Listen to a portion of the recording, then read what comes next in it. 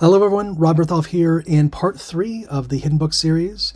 If you haven't already, highly recommend watching the first 2 parts, Finding the Hidden Book, the reading of 2nd Esdras.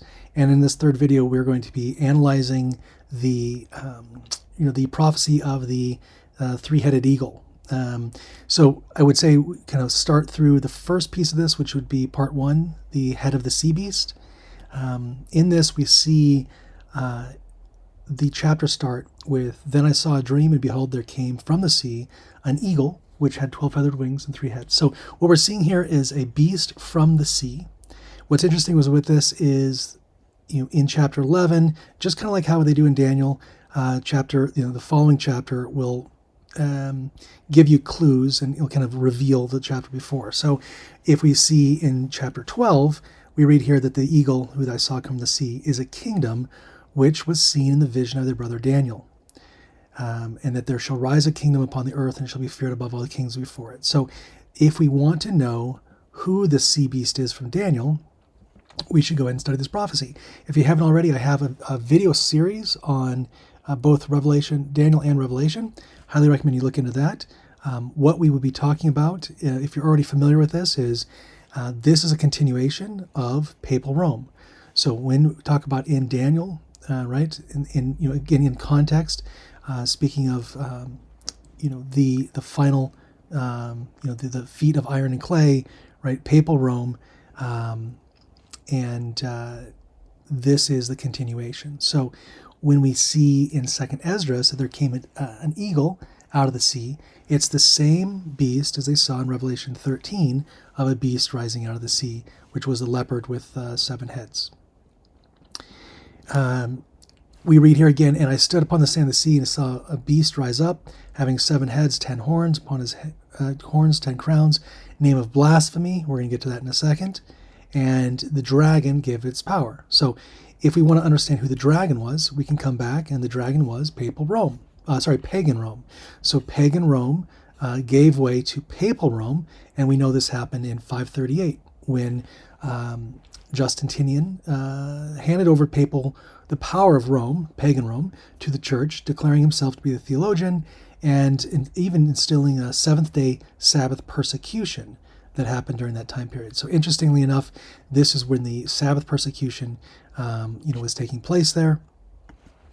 And again, this was this period of time since the start of this 538 was 42 months. So if you time that by 30 days, we get 1,260 days. So 1,260 days was the time period that this power was given. And again, we see the word again, blasphemies. We're going to get to that in a second. So during this time period, this beast, which is Papal Rome, the Roman Catholic Church, had dominance over the entire world for 1,260 years. And that was from 538 AD until 1798. And again, it was having blasphemies, and it says that he claimed to be God on earth, that he can forgive sins, right? All these different things. And we see that this idea comes from the Catholic Church. This is where we can know who this beast is. The Catholic Church is the only one who believes that they can forgive sins, and you can even pay them to do it. So they pushed out God, right? Forgiving sins directly, and even charging it through indulgences. This is clearly against the teachings of God. In 1 Timothy 2:5, Jesus is the only mediator between God and man. Hebrews 4:14, Jesus is our high priest in heaven. And 1 John 1:9 and Isaiah 43:25, it is God who forgives sins. So by the papacy stepping in and saying they can do this, they were blaspheming against the only true God. We also see how they were blaspheming as well as taking on supreme authority and claiming that it has no possibility of error. So the papal supremacy and infallibility says that they can do anything they want and they can't be wrong. And that's when they do things like changing the day of worship, right? And Daniel 7:25, they thought to change times and laws. The only law in the Bible, right, the 10 Commandments, the only law that deals with time is the Sabbath. You're not going to find any biblical justification for changing it from the Sabbath on Sunday to the first day of the week. And we find that again, that this was done by the papacy. And I have a whole course specifically on this. I recommend you take a look at that if you haven't already discovered that. So ultimately we find out this 1260-year period, and at the end of that, it would be dealt a deadly wound. And we understand that this was referring to 1798, when Napoleon's war chief inflicted that deadly wound. And so this was done by General Berthier in 1798, invaded the Vatican, took the Pope prisoner, resulting in his death. And we see here that the deadly wound was healed, and they all wondered after the beast. So the papacy was put back in power after that period of time, and they all worshipped the beast. And so this is that deadly wound being healed, is what we see as the papacy back in power. The wound has been healed. The Pope reigns over the kings of the earth. And we see this throughout.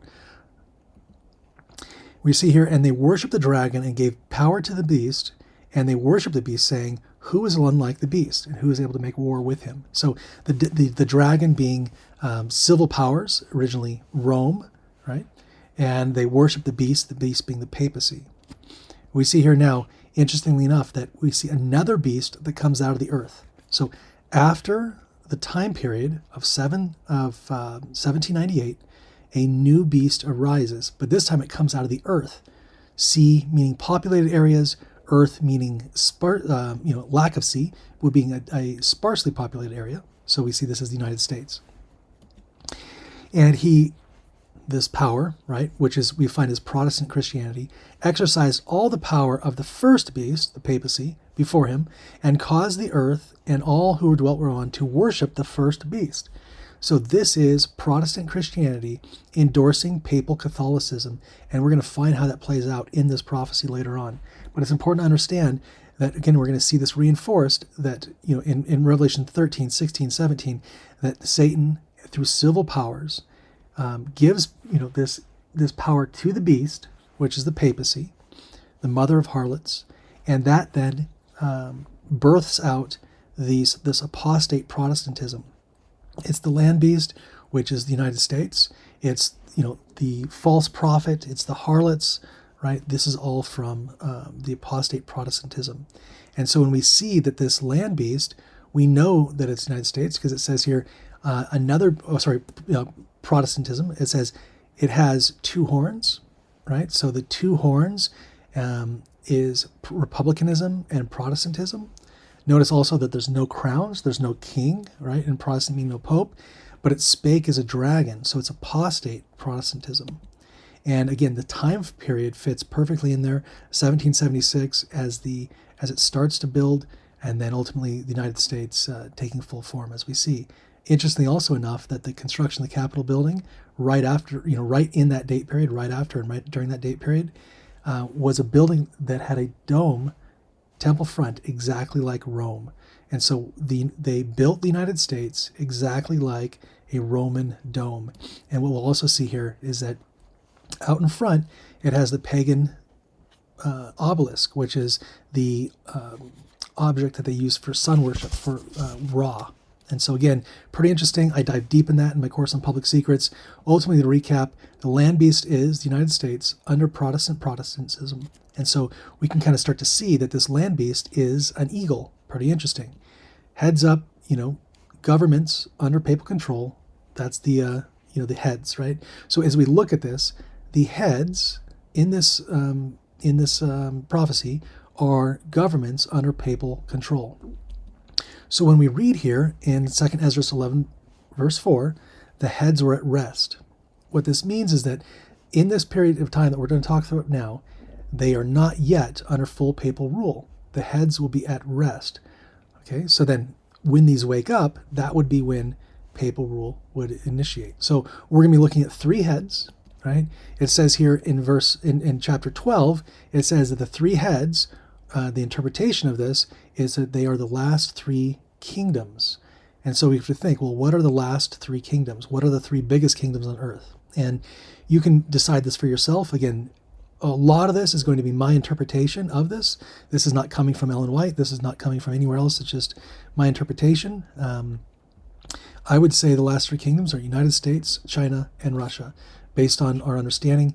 Even though China has significant issues internally, they still are a dominant superpower, as well as although Russia is, has some significant issues in terms of all of the financial issues they're under, all of the inner conflicts that they have. Ultimately, those are the three biggest superpowers. But one of these, it says, the head in the midst, so the middle head, was bigger than the rest. And we know that that would be the United States. And it says that this head spread her wings over the entire earth. If we look at the U.S. military bases, the U.S. has the most military bases of any other country. Huge military presence, right?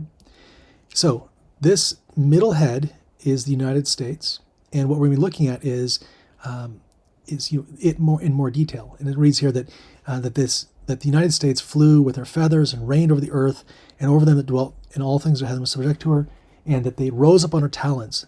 This is kind of a play on when in Daniel 7, when we see Babylon, standing on the feet as a man.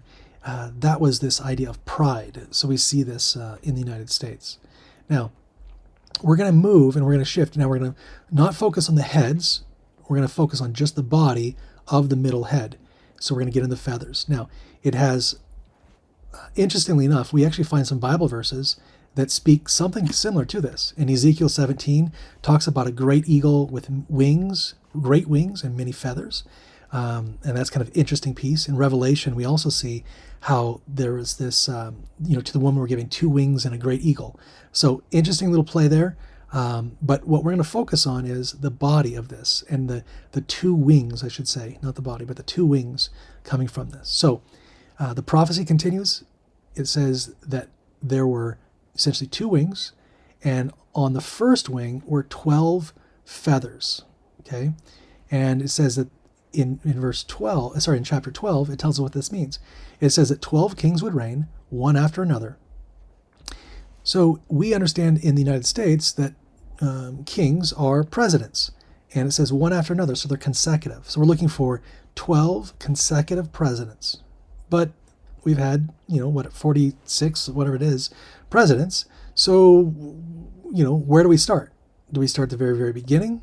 Right? Where do we start with this? Well, if we read the next verse, it says, the second shall begin to reign and have more time than any of the other 12. So what we need to do to find when this whole timeline starts is to find out which was the president that had the longest time in office. Anybody that knows anything basic about civics knows that FDR was the only U.S. president in our history to serve more than 2 terms. There's been nobody else that serves this. So we know that the second feather must be FDR. It's also interesting to point out that he was president during the Great Depression. Okay, so if we were to look at this here, the first wing, the first 12 would be listed out here. Roosevelt being the second, right? We read here that it says that during this time period, after the time of the kingdom, there shall arise great strivings, and it shall stand in peril of falling. Nevertheless, it shall not fall, but be restored again. This confirms again that this would be the time period where the United States looked like it was going to crumble, and that was during the Great Depression. The Great Depression was a massive economic, hit, but what was interesting is that it started with Hoover.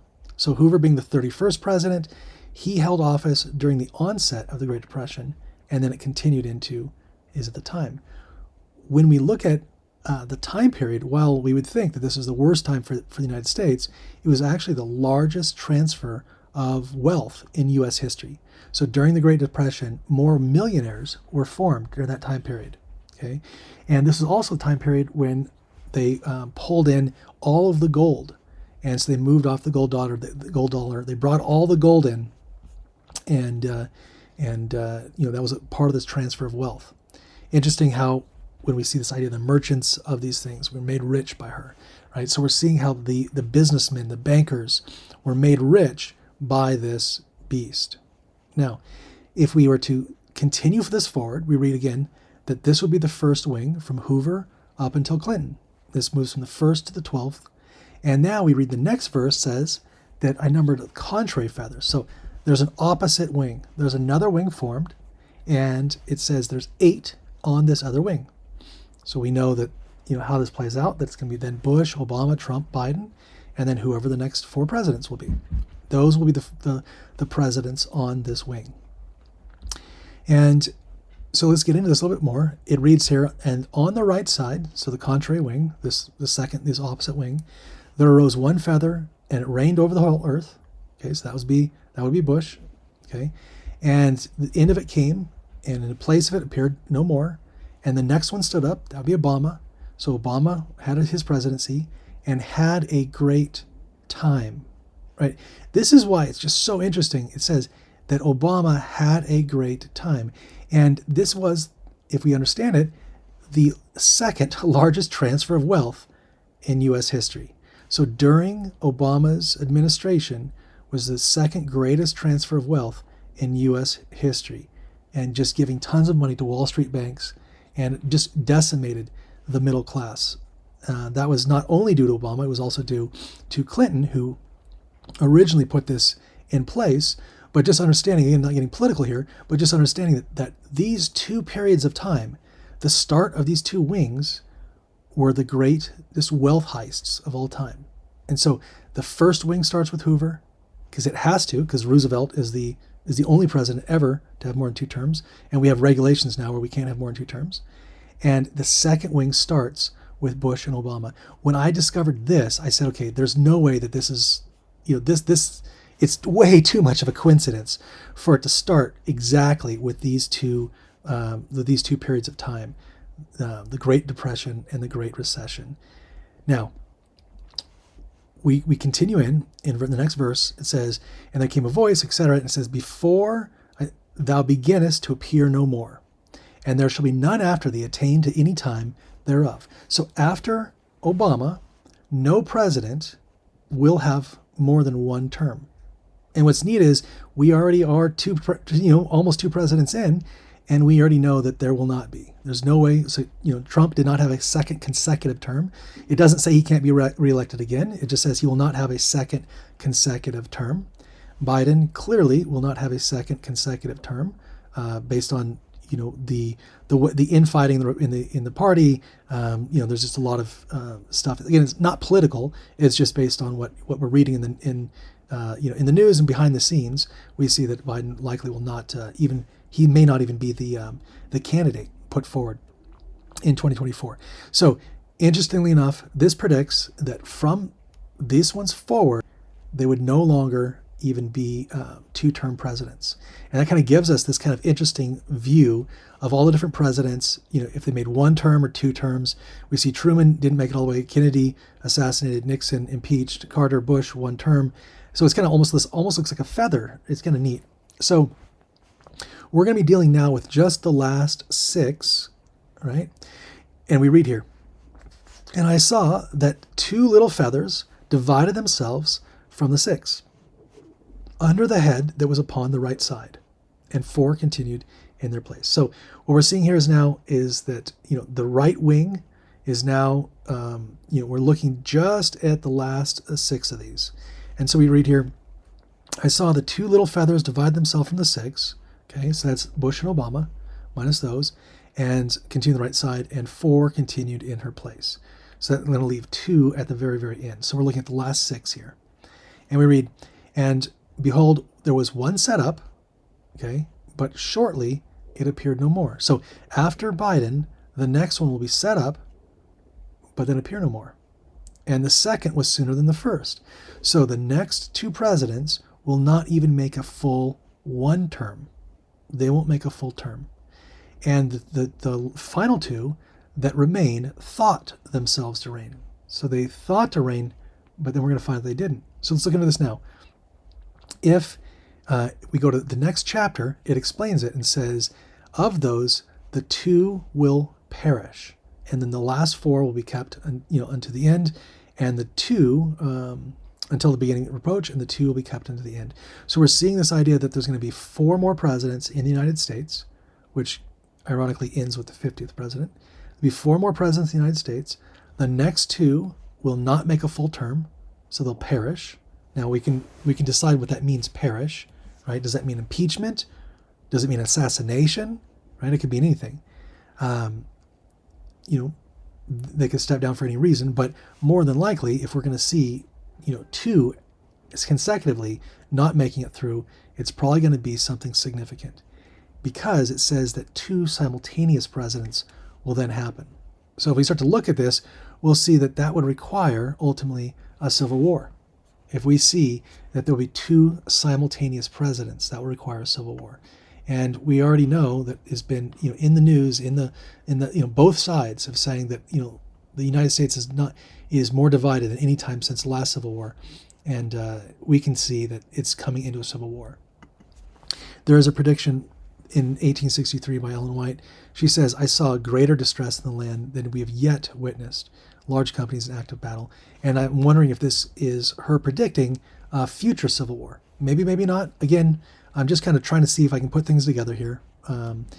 Ultimately, why I think this is interesting and why I think that she mentioned this and then never mentioned it, in the later part when she saw that Christ was not going to be coming because the message of righteousness by faith was rejected and never mentioned this prophecy again, was likely because this will give us a timeline of ultimately how far things are going. Now, again, this is my interpretation entirely. So, like it or don't like it is just kind of what I'm thinking, and you're getting a little cue inside my head here. But if we look at it, the 46th president is about to be over.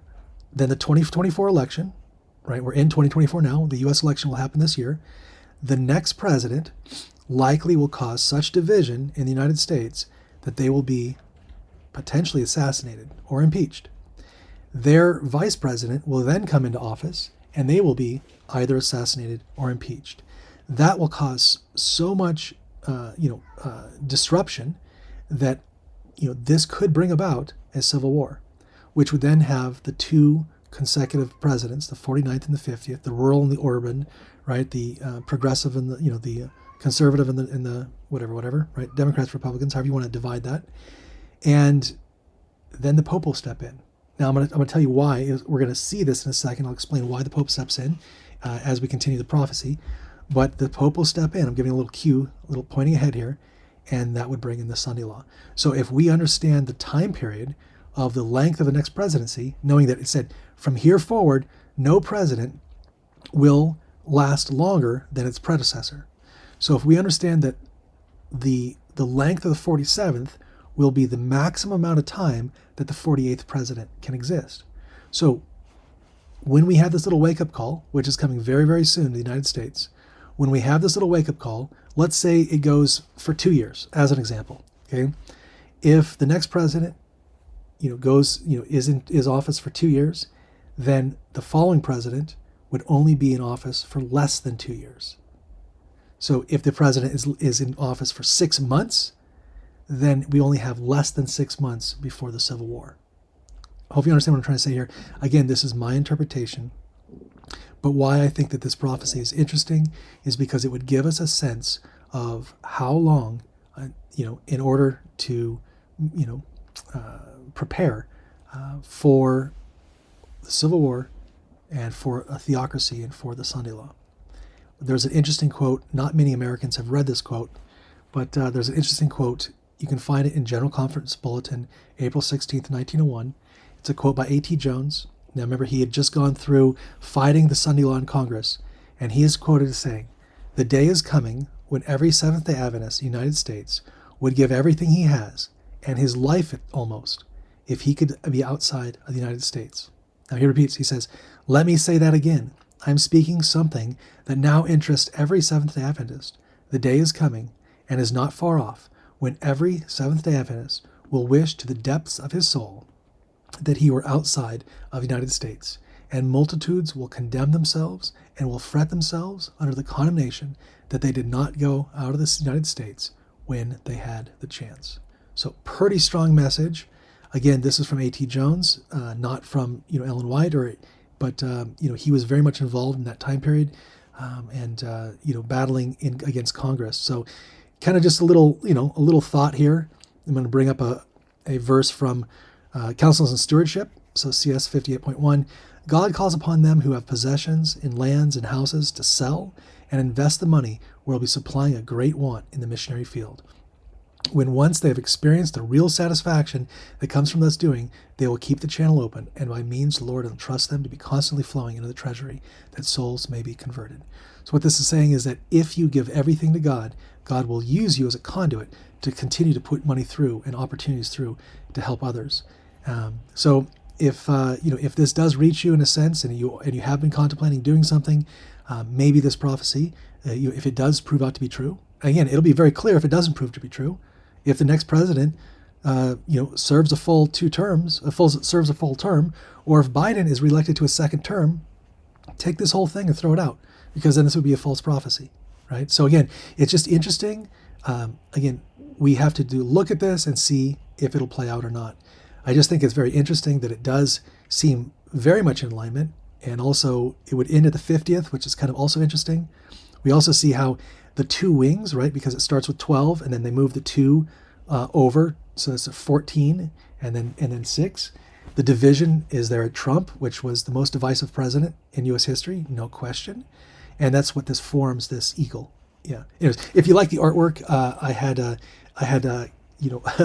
had to communicate this to the graphic designer, and it took a little bit to get this right, but I really think it's kind of interesting design here. And if you guys want these iconography for something else that you want to do, I'm happy to share that with you. Just reach out. So let's move into the next part. And the next part is the beast. So we're going to be looking at this head, right?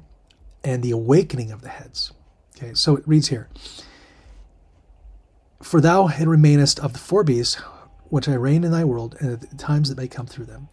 And the fourth came, and over all the beasts were passed, had power over the world and the great fullness. So again, we're going to be looking at this beast here.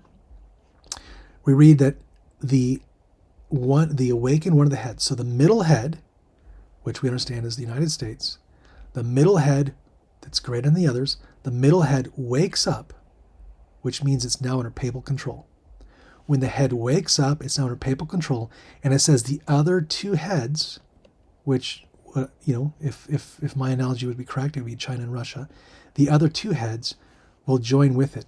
So that means that essentially Russia, China, the United States will all be under papal control. And that the head was turned with them that were with it, and it ate up the two feathers under the wing that would have reigned.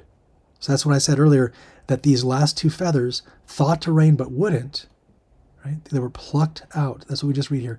These last two feathers were plucked out. So the timeline would be next two presidents impeached, assassinated, civil war comes, two presidencies go to stand up, and then the papacy steps in and says, we can't have this conflict anymore. We can't have these wars. And ultimately, read here that it put the whole head in fear and had the governance of the world more than all the rings that had been. So we end up going under a theocracy, which means that the United States would not be under papal control. The Protestant Christians would give this control under the papacy. It sounds completely crazy, right? Which is why I like it, right? Because it sounds completely nuts.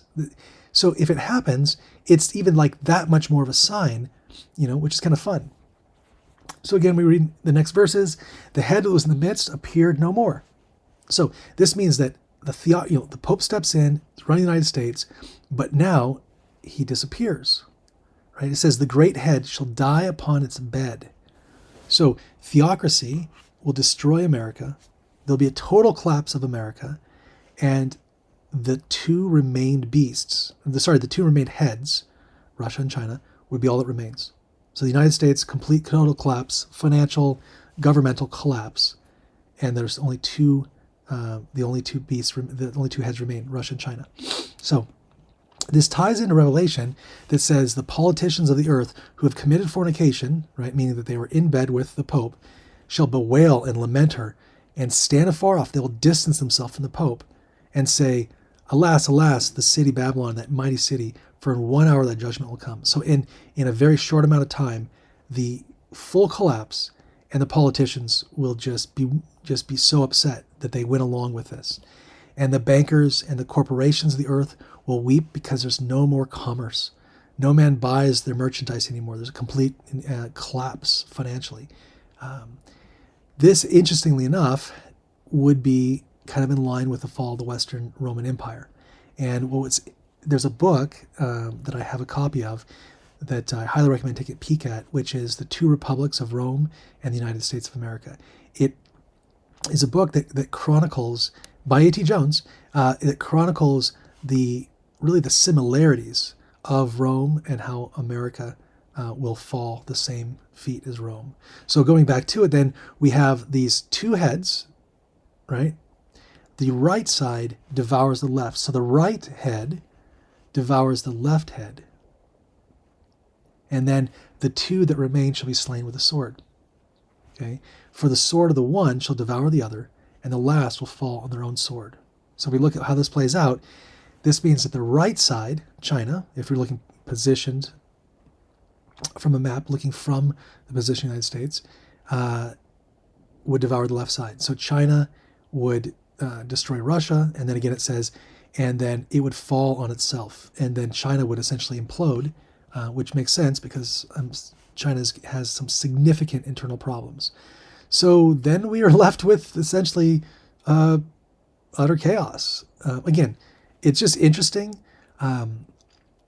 This will play, we're going to find out how this plays itself out. Honestly, I wasn't going to release this. I've actually been sitting on this for several years. And I share it behind the scenes. I actually have it on my private Vimeo account. And I just see people people accessing it all the time. And I'm like, well, I don't know, maybe I'll put a revised version out and I'll put this out there. But I was actually planning on not releasing this until the next presidency. If it so happened that someone gets impeached or assassinated, then I would put this out there because it would be then proven to be true. Up until then, there's no way to prove this to be true until the next thing happens. Although it really feels like it has absolutely everything lines up with the two wings, starting at the two transfers of wealth, depression, recession. So again, I also may have my interpretation on this wrong. I scoured the internet for a really long time on this, trying to figure out, I just wanted the answer, to be honest. I mean, I like the hunt, right? I like trying to find stuff out on my own, but candidly, I just wanted the answer. And I couldn't find anything. There was a lot of sources, like Mormon sources and stuff, but they were using this to be equivalent to like popes and things like that. And so, this may be completely wrong. You need to study to show yourself approved. I do think it's an interesting, exercise. I also think that it's interesting in manuscripts. First MR 99.1 says the books of Daniel and Revelation are one. One is a prophecy, the other revelation. One is sealed book, the other is opened. The first and second angel's message be proclaimed, but no further light was to be revealed before these messages had their specific work.